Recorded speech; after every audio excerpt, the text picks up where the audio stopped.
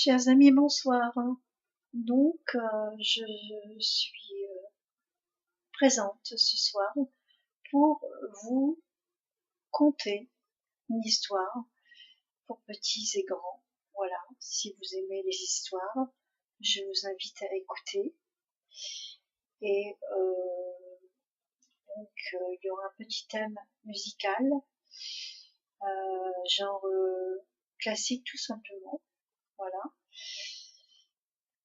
Et donc, on perd pas de temps, on s'y emploie maintenant.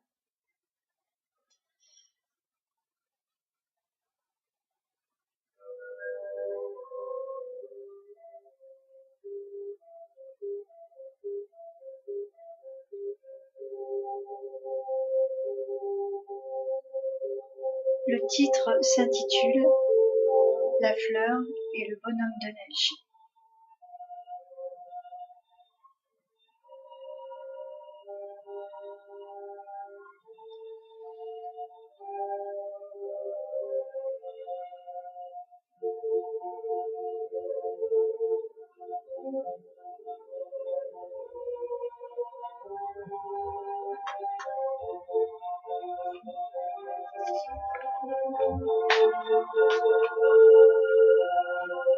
Aux enfants qui rêvent, à ceux qui parlent tant rêvant, l'âne, de majestueux pâturages, se déploie, verdoyant, tout autour de ces hameaux de montagne perchés si haut. Les fleurs habitaient les prés et les champs. Les enfants du pays venaient leur rendre visite chaque soir. Ils riaient ensemble.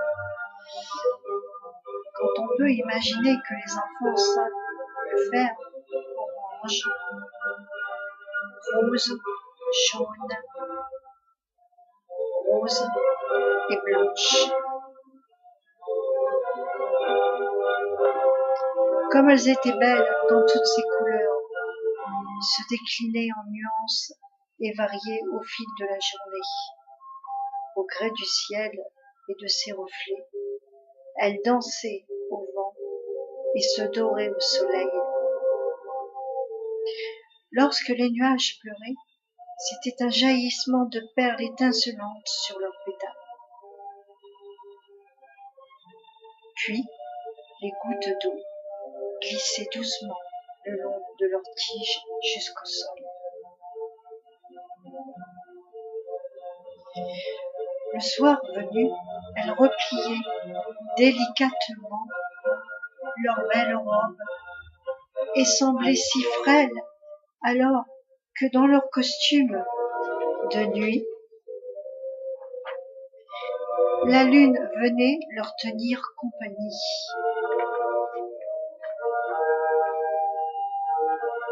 Et les cygnes d'été venaient plutôt paisibles pour toutes ces princesses des fleurs. Elles régnaient dans les grands temples des montagnes, maîtresses des lieux admirés et respectés. Cependant, ce soir-là, la température avait terriblement chuté.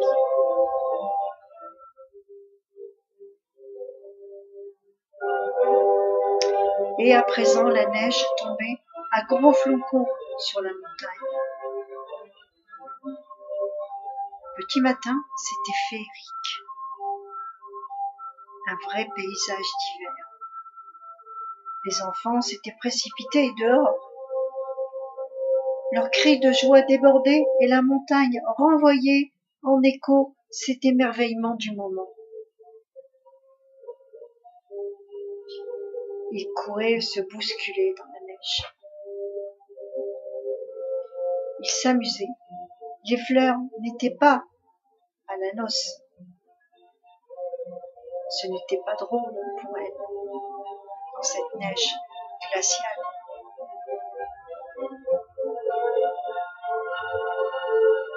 Pas de pull qui se ressemble à l'hiver. Elles grelottaient dans leur tenue d'été et déjà certaines étaient engourdies et commençaient à pâlir.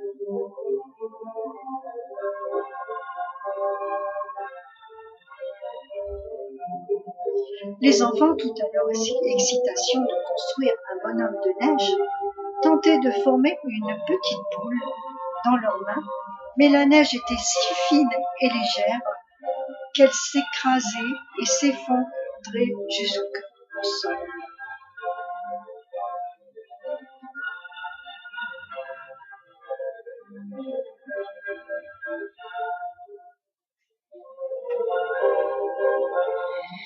Alan parvint tout de même à faire son corps. Alan est le petit garçon qui donne naissance à notre bonhomme de neige dans cette histoire. Il n'était pas plus haut que 3 pommes. Il l'installa sur une pierre plate, juste pour lui.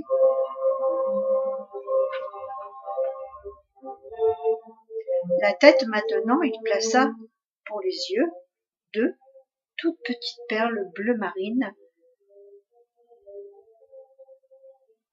qu'il retrouva par chance dans sa poche, une brindille pour le nez et une pétale rouge placée en croissant pour la bouche.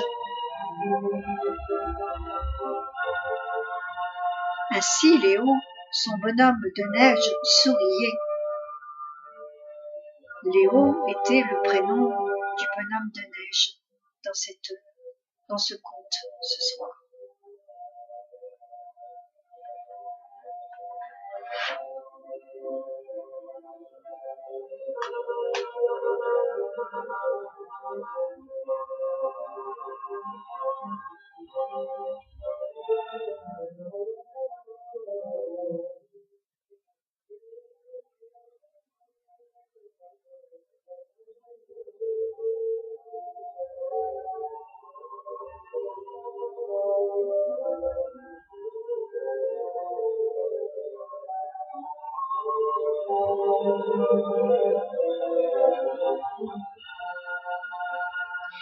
Alan était heureux, mais Léo n'était pas tout à fait terminé. Il manquait encore les bras, les pieds, et pour finir, une belle écharpe, car les nuits s'annonçaient encore frissonnantes. Voilà, à présent, il était parfait. Et c'est seulement à la nuit tombante qu'Alan quitta son ami. Alors Léo se trouva subitement très seul. Il ne connaissait encore personne et se sentit soudain très triste et mélancolique.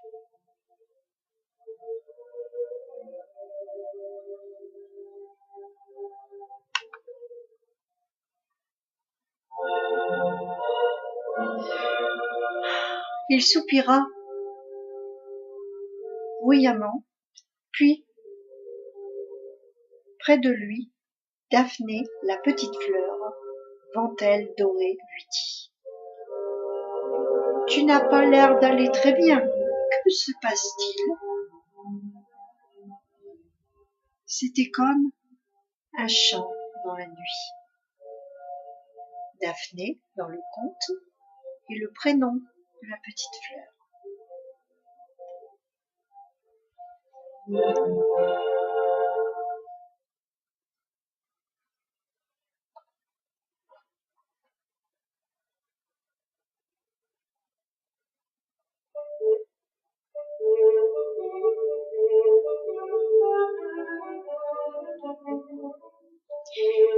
Léo fut surpris par la douceur de cette voix et il sortit soudainement de sa torpeur. « Qui es-tu, toi ?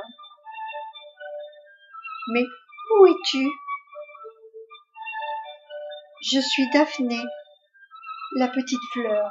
Je suis juste à côté de toi. » Comme si elle voulait lui tendre la main pour le rassurer, elle avança vers lui et frôla son corps de glace. Cette caresse la fit frissonner, mais pour lui, c'était un peu de chaleur et cette vague l'envahit.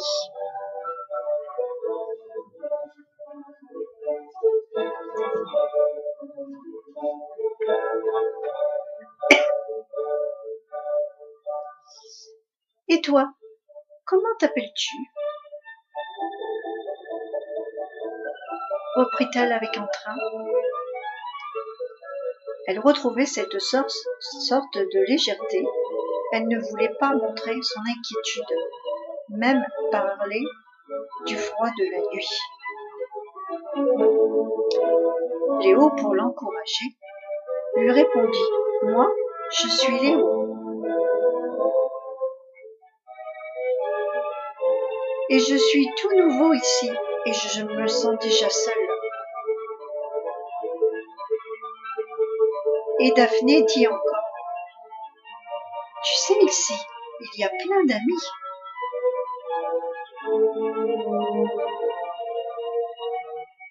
De reconnaissance, il aurait bien voulu dire et se montrer agréable.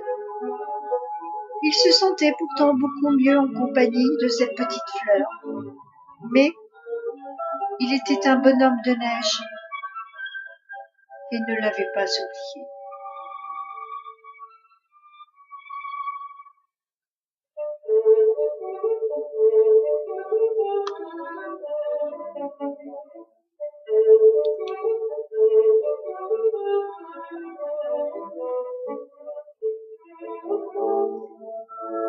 D'un seul coup, il pensa peut-être elle pourrait avoir froid. Les étoiles brillaient dans le ciel et une légère brise lui piquait le nez et le bout du nez.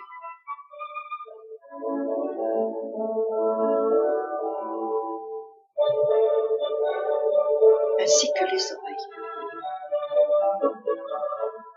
Malgré cela, il n'était pas trop gêné et aurait pu se passer de l'écharpe que l'enfant lui avait gentiment et joliment offert. Alors, sans hésiter et malgré sa timidité, il dénoua l'écharpe de son cou, s'inclina vers elle, donc Daphné, et lui murmura: « Tiens, prends-la. » Maladroitement, il ne réchauffa pas Daphné et l'enveloppa silencieusement. La petite fleur avait déjà si froid qu'elle était émue et deux grosses larmes coulèrent sur la dentelle froissée. Elle resta ainsi blottie, les mains de Léo effleura délicatement sa robe. Le froid de son corps, étonnamment, se transformait en chaleur pour Daphné et son cœur battait fort, tellement fort.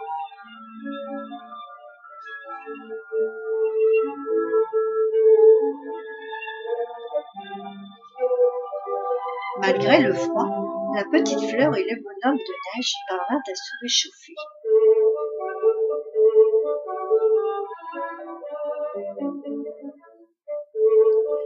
La lune était haute dans le ciel.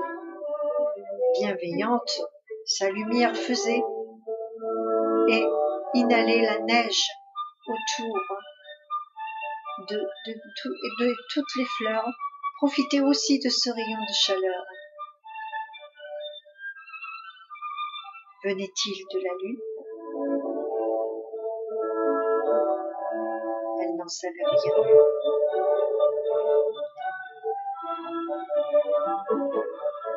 Mais ce cocon de chaleur les enveloppait tous comme par magie.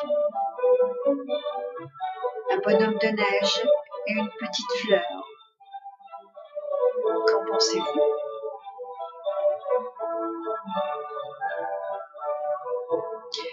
Les mystères de l'amour n'appartiennent qu'à ceux qui osent les franchir avec leur cœur.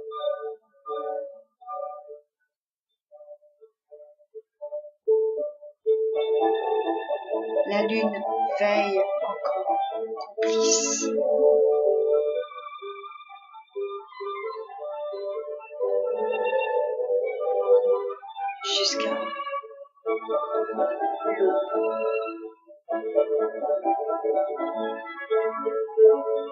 Fin de l'histoire pour ce soir.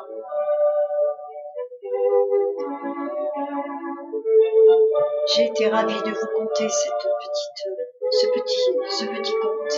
Voilà. J'espère que vous serez comme des enfants, émerveillés, tout simplement.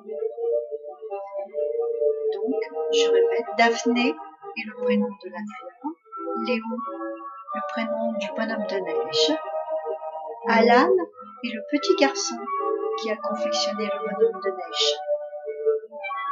C'est un conte pour les petits et les grands. Voilà. J'espère que ceci vous aura été agréable. Si la petite musique que l'on entend juste derrière, voilà, vous me direz un petit peu ce que vous en pensez. Voilà. Donc c'est un petit conte que j'ai relevé quelque part et que j'ai tout simplement noté pour vous le conter. Je vous montre.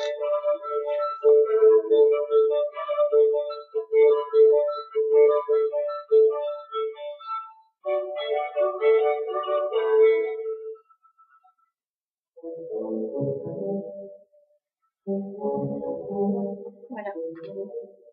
Sur ceci, je vous fais des gros bisous et je vous dis à bientôt. Au